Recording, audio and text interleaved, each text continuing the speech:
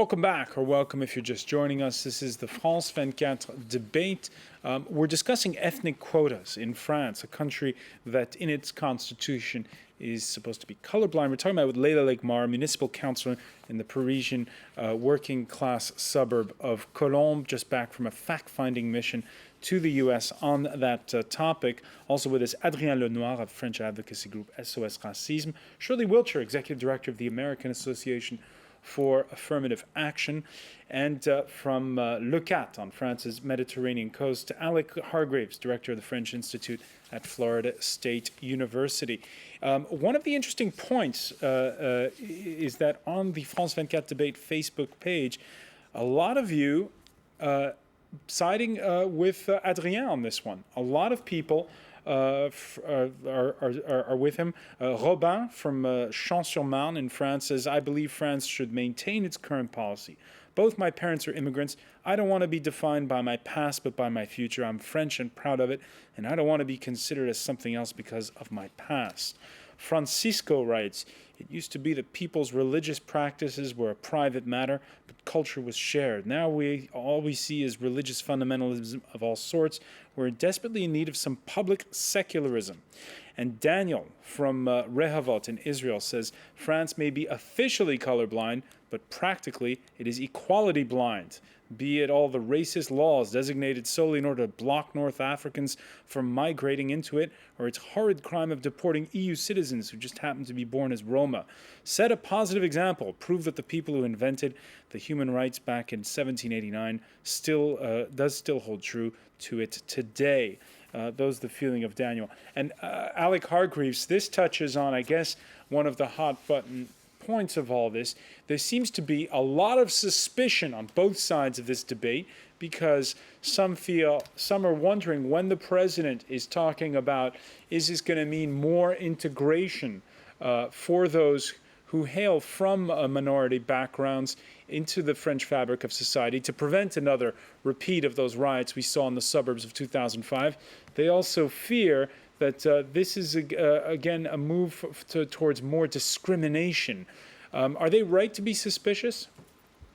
No, I think we've got to be clear, as Shirley said, you can't fight discrimination unless you measure ethnic presence in areas of employment, education, and so on. But that's not the same as saying that you want ethnic quotas. France is absolutely right, in my view, to have firm laws against ethnic quotas.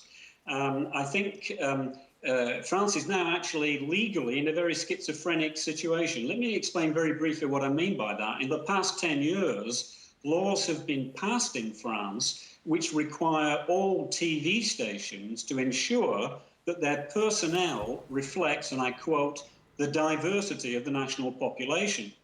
The problem is that the law can't be enforced unless you measure the diversity of that population, both nationally and inside the employment of TV channels and other employers. So there's this very schizophrenic, I think, situation at the moment in France. What we should guard against is blurring the distinction between ethnic statistics, which are necessary to fight discrimination on the one hand, and the suggestion that this necessarily involves ethnic quotas. It isn't true, and I think that France is right to avoid ethnic quotas. Adrien Lenoir, you heard Alec there make the point. You need to know how many people are...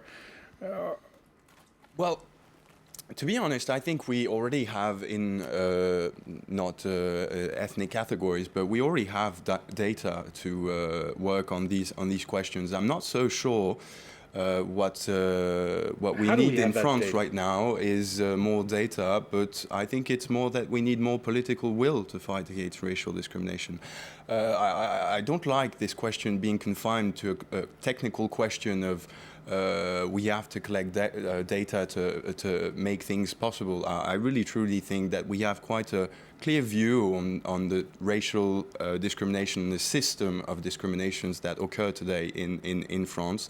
And I think it's really not necessary to keep spending more time on finding new tools of monitoring when, to be honest, we already have some studies and lots of work being made on the question. Why would you have to change the law to keep working and collecting data on these issues? Like Mara, why do you need to change the law in that respect? We don't have to change the law. The law exists, and we know that these statistics can be kept with the. Of course, we know they have to be framed by the CNIL or la HALDE or whatever. So These we are don't panels to protect the anonymity exactly of citizens. and we know in advance the objectives of these statistics, but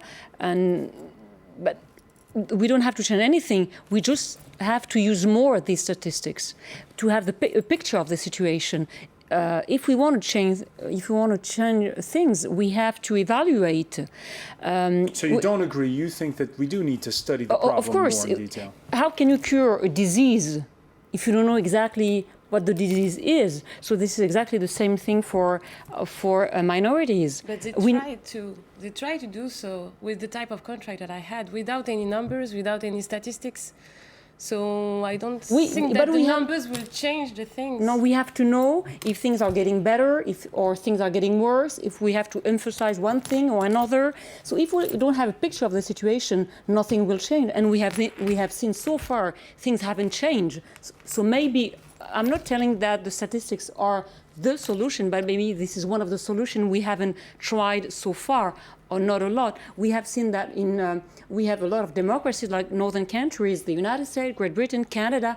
They use these statistics, and they have really made their way up because they have these figures that they have. And we don't want quotas. We know that quotas are no longer constitutional in the United States. We don't want quotas. We want objectives.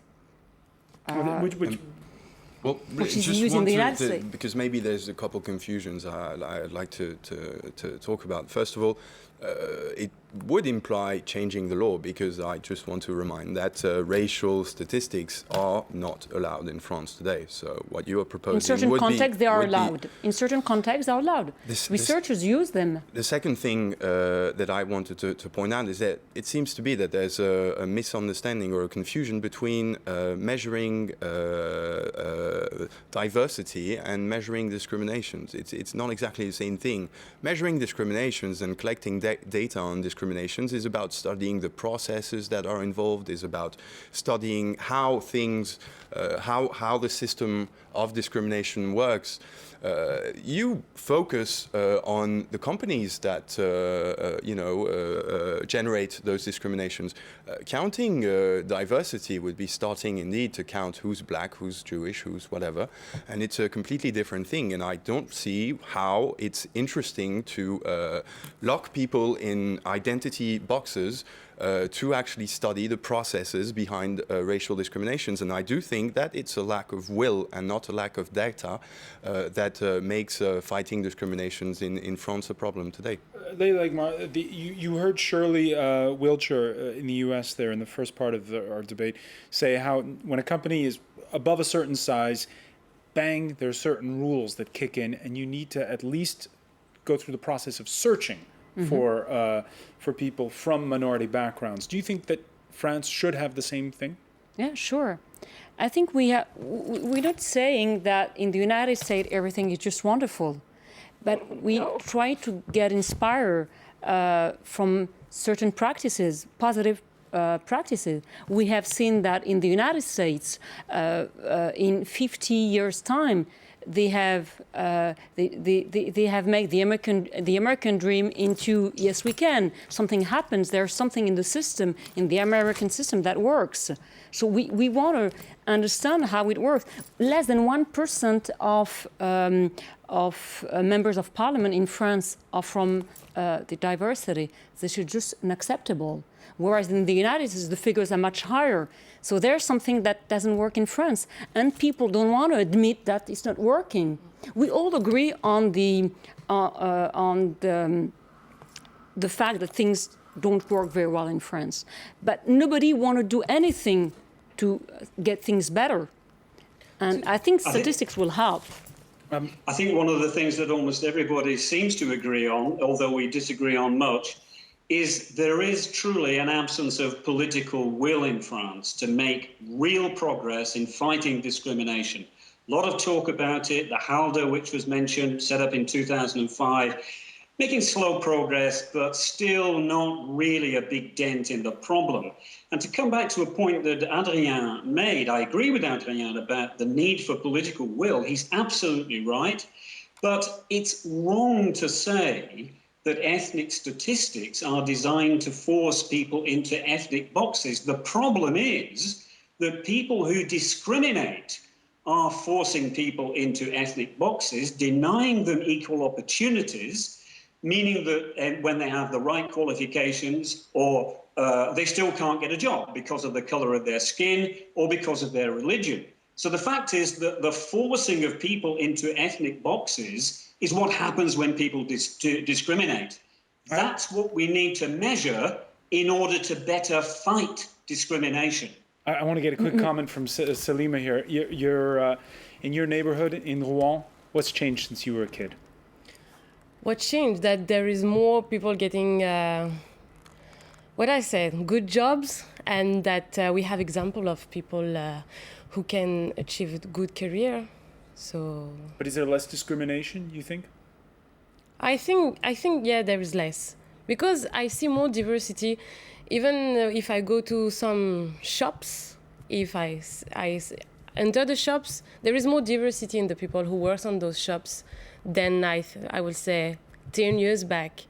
And to answer, what about attitudes? You're a French citizen, but you've got dark skin, and you've got an Algerian name. What are when you go to those shops? What are the attitudes like today? Have they evolved? I don't feel there is any change. It will really depend on the people you have in front of you. Sometimes your name will be a problem. Sometimes it will not. It's not in my daily life that I can find some problems with my name.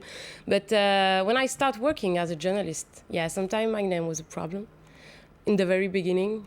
For example, the pronunciation was hell for some people. So I'm like, it's just simple. But I'm an expert at butchering names, so don't worry about that. But even, some French names are not pronounceable, but I'm just joking about that. But sometimes it was a problem. Or sometimes it was just like, oh, you are from the suburbs. When I started working in Rouen, you are from the suburbs, you will do the report in the suburbs. And I was like, it's not because I'm from there that I would do report about that. I can do also something else. I can go in the countryside also doing reports. I'm not a suburban journalist. So it's this kind of things that we have to change. I think in the daily life, people know our use about diversity.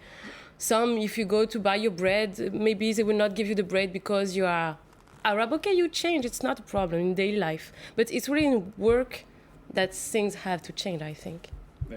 Yeah, I just want to highlight one point she mentioned. When you ask her about if there's more or less discrimination, she said, well, maybe less. She doesn't know exactly. Of course, maybe, this is not her job to know, but we have to know. We just have to end up with this feeling. It's not a matter of feeling. That's right, it's not scientific. But scientific works on facts. And so now we need facts.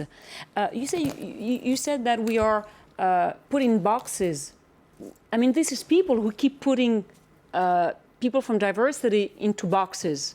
They want to be French. They feel totally French, but they are kept saying that they are not French when they look for a job, when they look for employment, when they want to do something different. So this is the thing that we're trying to fight against.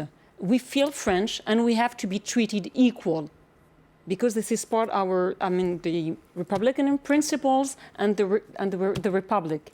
Then again, how is it going to help people to reach equality, to actually start counting according to their skin color, according to their religion? How is it going to help? People want the same access to education. Yeah. People want the same access to housing. This is not the case. That's exactly what I'm saying. What I'm saying is we do not need today in France to have a new kind of statistic. Of course, we need to keep gathering elements and data to understand how discriminations evolve. But today we need to act. We need I to totally agree with you. This is what I don't enjoy with this debate that's being thrown again into the French public debate.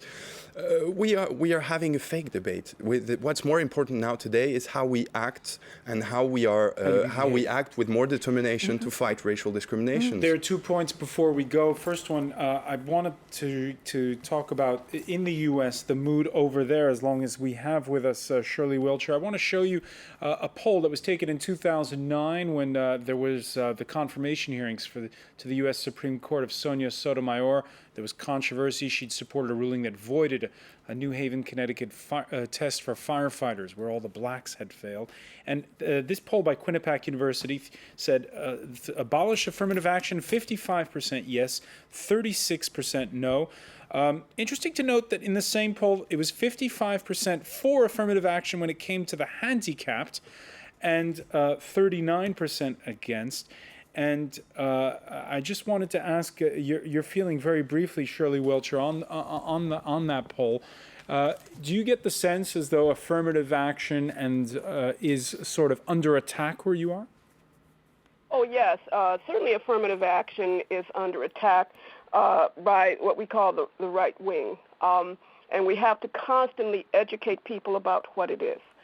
I was in charge of the agency that enforces Lyndon Johnson's executive order requiring affirmative action for federal contractors. And we constantly had to educate not only the public but the Congress. But when it's 55% for abolishing affirmative action and 39% against, is that just the right wing? It's not, but also I'd have to look more closely at how the question was asked, because we often find that it really depends on how you ask the question that you get the answer that you have. How is affirmative action defined? Because in other polls, when people are asked, do you promote programs to promote equal opportunity? Do you support programs that promote equal opportunity for women and minorities? You will get a majority saying yes. So it depends on how the question is asked. Yes, the term affirmative action has been smeared so much that some groups are considering using a new term like diversity. But the reality is the same. And as someone said, equality blind versus colorblind. I think we have to realize that if we don't find a way to measure equality blindness, then we will constantly be blind about the solution. And very quickly, I'll give you the Puerto Rico example. Unfortunately, I'm sorry, Shirley Wiltshire, but we're out of time, so we're going to have to leave it there, which means I didn't have time to ask you about the fact that 18% of women are in the French National Assembly and what you thought of that, but we'll get to it another time, I'm sure. I want to thank you very much, Leila Ligmara, for joining us. I want to thank as well Adrien Lenoir, Salima Belhaj. I want to thank Shirley Wiltshire and Alec Hargreaves for joining us from what I hope is a sunnier southern France than here in Paris, here in the France 24 debate. Stay with us. Coming up next, it's time for business, and the clock ticks. We're going to go back to the U.S. Stocks fall as the deadlock over debt continues in Washington.